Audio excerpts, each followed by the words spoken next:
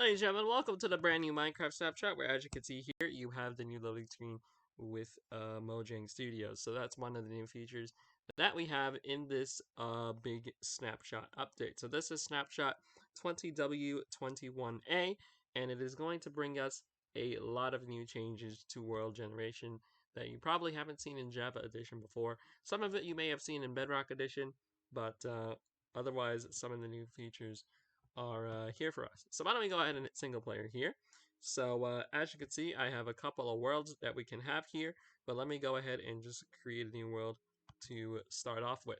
So as you can see, we have a couple new options besides just game mode and difficulty. We now have the allow cheat section, which will basically allow you to change whether or not cheats are enabled, like doing /game mode S or C, or doing /give, /experience, whatever other commands you want. So if you want commands to be on, turn it on, but if you want it off, you can turn it off, and you won't be able to do commands when you do this. So don't try doing / because they won't work. So that's basically what the allow cheat section is. Now if we go to the game rule section, basically you can modify this. It'll tell you what the default value is on the right hand side. So if you change it to off, and let's say you don't know like what the default is, you can see the default would be true, which means on. So in case you want to change it back, but yeah, so you can like mess around with these settings, turn them on or off based on what you need. It's mainly for adventure maps and stuff. Like if you want to create multiple test worlds and you want to have the same settings, then you can just go ahead and change them to your preference.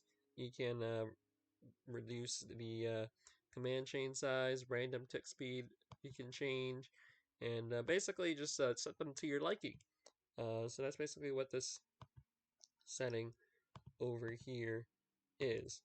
So that's the game rule setting. Now more world options. As you can see, there's a couple of options such as import settings. And I may be like, what is import settings? Well, import settings allows you to basically import the changes that you would have made in the game rule section. So let's say you wanted to make multiple worlds, but you don't want to keep changing them every time you want to make a new world. So basically you can go ahead and save them in a world you currently already have, and basically keep creating replicas of it. It even replicates the sea too. So let's go ahead and try to replicate this world over here, which I did with this new world over here as a test. So if we go ahead and press edit here, as you can see, there's a couple options. You can reset the icon, which I already pressed, but that basically just resets the icon that's over here. So I think it's enabled here. No, it's not enabled here because it's the default icon. If it's not the default icon, then obviously you can reset it. You can open the world folder, which basically just makes it easier for you. So I have to switch to display capture for this because it won't actually show you. So there we go. It just automatically opens where your world is. So I'll do it again. And as you can see, you can automatically access all the world files that are inside of your world in case you want to change them. You can make an auto backup. It'll say backed up, size 4 megabytes. And where do you find these backups, you may say? Well, just go press edit again, and as you can see, it says open backups folder, and you can automatically see all your backups. So you can just choose whichever time you want, and you can roll back to it. And obviously, you would have to move it into your worlds folder instead once you extract it, but then you can just get that backup back in case you deleted something and you want to get it back. You can also optimize your world. Basically, this is just so that you can make sure all your data is stored in the most recent game format in case like there's any updates and stuff that make major changes to the world. Then you can go ahead and do that for yourself. You can either choose to create a backup then load it, or you know what you're doing, it'll just basically automatically do it and basically just make your world a better world. I guess that's what it does. And export world generation settings. So what does export world generation settings do? Basically, when you create a new world, like I said before, you can go ahead and save whatever world you have. So you can basically just go to create new world here, and when you go to more world options, import settings, I can already import the settings that are from Snapshot test with the world gen settings export. So it'll create a JSON file there that you can select. You can only select the JSON file that it's currently there, so you can export the world generation settings. As you can see, it'll create that JSON file at the top, and you can go ahead and transfer all of your current settings, including the seed, into a brand new world. So like let's go ahead and show you snapshot test Oh, I can't actually show you the seed.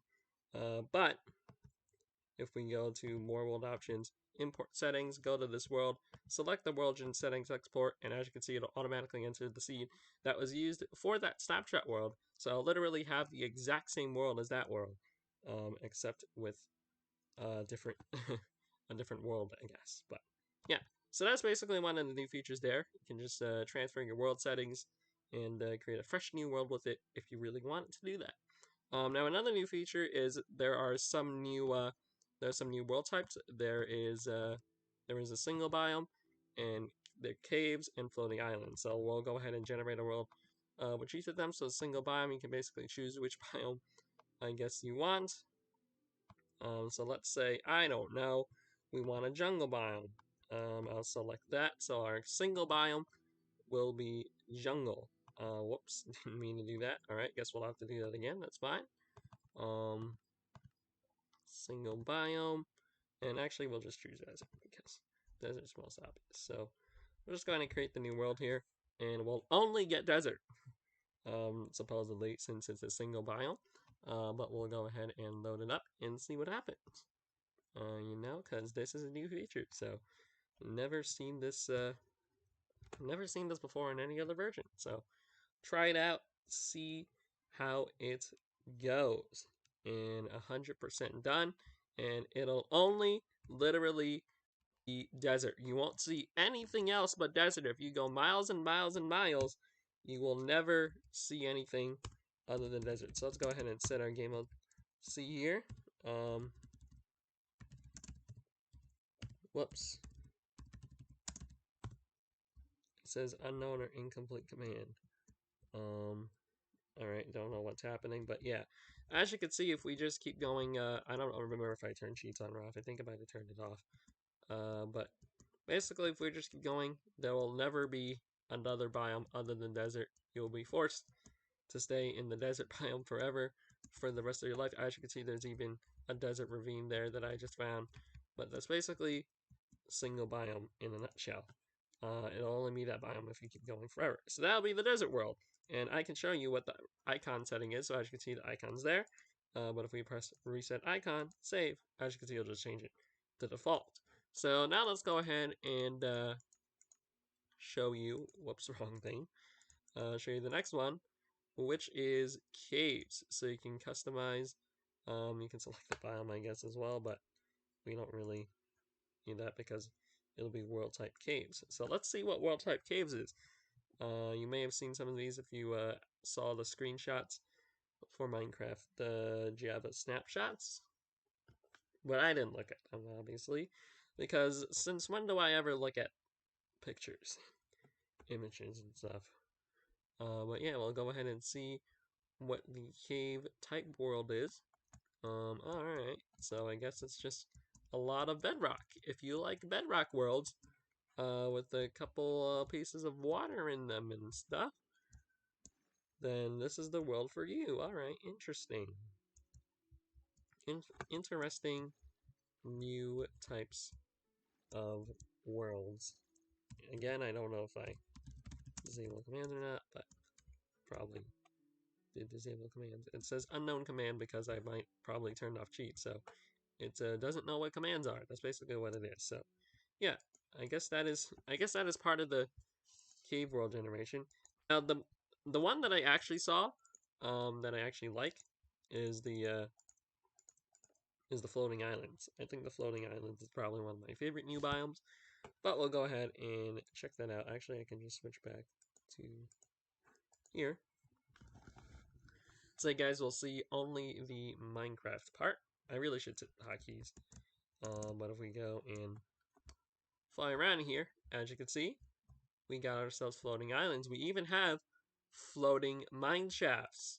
Oh my god, such cool many. Wow, I know, right? But yeah, we got a floating mine shaft over here.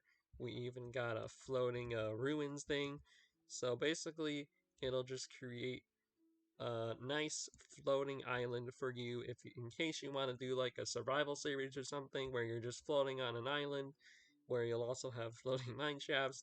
In case this is a series that you're interested in, you can feel free to, I guess, do that. Just basically overall some new interesting world generations for you to do series on in case you're wanting to do the type of survival like this, where it's a actual survival island because you have nowhere else to go but the island, and there's even endstone in here, which is very interesting. But yeah, that's basically the floating islands world. I don't remember if there was anything else, but those are the three new different types of worlds. You got single biome, caves, floating islands. So that's pretty interesting. I think they're pretty cool, but that's basically it. Oh yeah, I forgot about the redstone. So if we go ahead and open the Snapshot world here, you can actually change between two different redstone modes. You can change between the circle mode and you can change between the cross.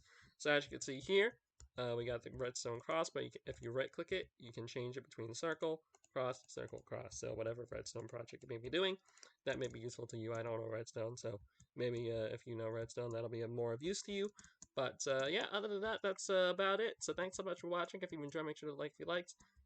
There's obviously other new features. You can go read the changelog if you want to see those other features, but those are just the major features that have been changed in this version.